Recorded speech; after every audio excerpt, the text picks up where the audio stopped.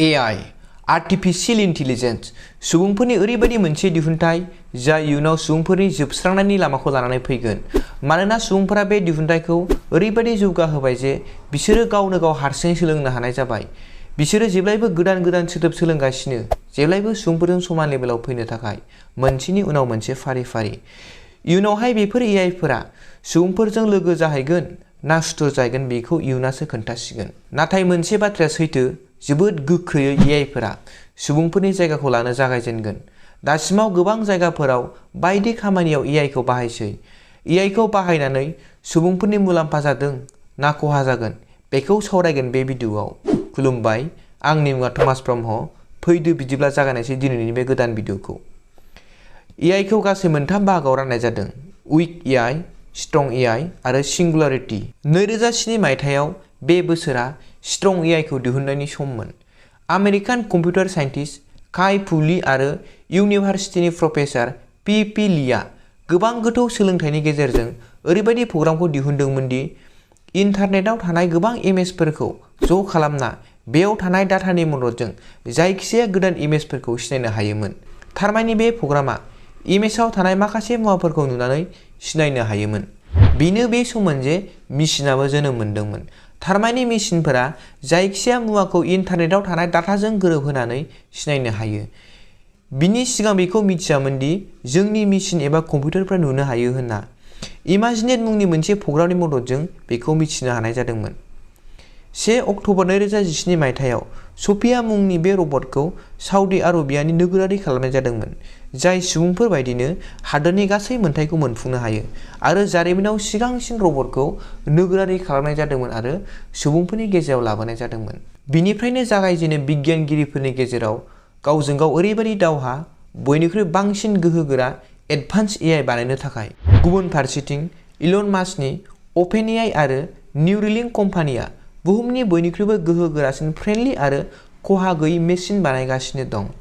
Elon मास्कनि निउरेलिंक प्रजेक्टआ मानसिनि मेलेमखौ गोख्रै खालामनो थाखाय माइक्र'चिप बानायगासिनो दं, जायनि थांखिया मानसिनि मेलेमाव ओरैबायदि मेसिन जरायदेरनाय जागोन जे मानसिनि मेलेमा जोबोद गोख्रै साननो हानाय आरो पावारफुल जानायनि थाखाय, जायनि मददजों सुबुंफोरा गावखौ जोबोद गोख्रै जौगाहोनो हागोन जाहाथे इयुनाव सुबुंफोरा एआइजों उन जाना थालाङा आरो एआइखौ कन्ट्रल खालामहैनो हायो।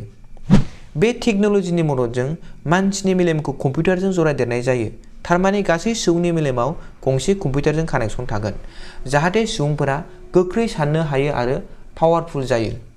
नाथाय बे टेक्न'लजिया जाफुंसारहैनो थाखाय गोबाव सम नांबावगोन। जेब्लासिम बे टेक्न'लजिया जाफुंसारहैगोन अब्लासिम एआइफोरा जोंनि जिउआव गोबां खहा लाबोहैगोन जानो हागौ। बेसिमाव एआइफोरा सुबुंफोरनि साख्रिखौ 90% गावसोरनि नाम खालामहैगोन। जानो हागौ बै समाव सुबुंफोरनि थाखाय मावनो जेबो खामानि थाहैनाय नङा। गोबां खामानिफोरावनो सुबुंफोरनि गोनांथि जानाय नङा। बेबायदिनो भार्जिनिया टेक कम्पानिया ओरैबायदि रबट दिहुनगासिनो दं जाय इयुनाव थांनानै जोंखौ रैखाथि होनाय खामानिखौ सामलायहैगोन। बे रबटफोरा इयुनाव आर्मि पुलिसफोरनि जायगाखौ लाहैगोन, जाहाथे दावहा जायोब्ला सुबुंफोरनि जेबो खहा जाया आरो हादोरखौ रैखाथि होनो हायो। बे मेसिनखौ बानायनायनि थांखिया जाबाय सुबुंनि जिउखौ रैखाथि होनाय। बेबायदि थासारियाव गोबां सुबुंफोरनि साख्रिया खहा जागोन, सुबुंफोरनि बेकारा बांहैगोन। जेब्ला बे मेसिनफोरनि सम सौफैगोन, जोंनि रैखाथिनि गासै खामानिया मेसिनफोरनि आखायाव गोग्लैगोन। गावनि प्रग्रामनि हेफाजाबै खामानि मावग्रा रबटफोरा सुबुंफोरनि गेजेराव माबायदि बेबहार खालामहैगोन बेखौ मिथिनो गोब्राब। इयुनाव जुदि रबटफोरखौ कन्ट्रल खालामहैनो हायाब्ला सुबुंफोरनि थाखाय गिख्रंथाव जाहैनो हागौ। फारसेथिं सुबुंफोरनि साख्रिखौ रबटफोरा सिख'गोन, फारसेथिं सुबुंफोरा थांना थानो गोब्राब जागोन। गोबां हादरफोराव मोनसे जायगानिफ्राय गुबुन मोनसे जायगासिम बास ट्राकनि हेफाजाबै सुबुंफोरा मुवा बेसादफोरखौ लांलाय लाबोलाय खालामो। नाथाय बे खामानियावबो इयुनाव सुबुंफोरा एआइजों सिख'जासिगोन, मानोना इन्टेलिजेन्ट ड्राइभिं इनस्टिट्युटआ ओरैबायदि कम्पिउटार बानायबाय जे बास ट्राकखौ सुबुं गैयालासेनो सालायनो हानाय जाबाय। बेखौ दिहुनगिरि साइन्टिस्टफोरा बुंदों दि ड्राइभारलेस गारिफोरा गुबुन गारि आरो ट्राफिक बायदिखौबो गावनो गाव हमदांना हारसिङै थांखि लानो हानाय जागोन। सुबुंफोरनि साबसिनै बेफोर गारिफोरा ट्राफिक रुलखौ मेनटेन खालामगोन, जायनि थाखाय लामानि जाब्रबथायफोरा खम जागोन।